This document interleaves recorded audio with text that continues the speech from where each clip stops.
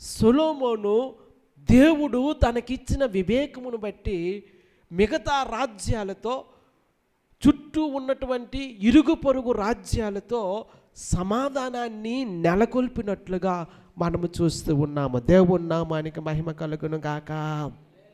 బహుశా సొలొమోను చుట్టూ పొరుగునున్నటువంటి రాజ్యాల్లో ఉండేటువంటి ఆ రాకుమార్తెలను వివాహం చేసుకున్నట్టు ద్వారా కూడా సమాధానం కలిగి ఉండవచ్చు. కానీ ప్రియులారా, సొలొమోను రాజు మిగతా రాకుమార్తెలను వివాహము చేసుకోవడము, లేదా పొరుగు రాజ్యాల్లో ఉన్న రాకుమార్తెలను వివాహం చేసుకోవడం అనేది దేవుని వాక్యానికి, ధర్మశాస్త్రానికి విరుద్ధమైన సంగతిని మాత్రం మనం చూస్తూ ఉన్నాము. సరే, దేవుని వాగ్దానము చెప్పున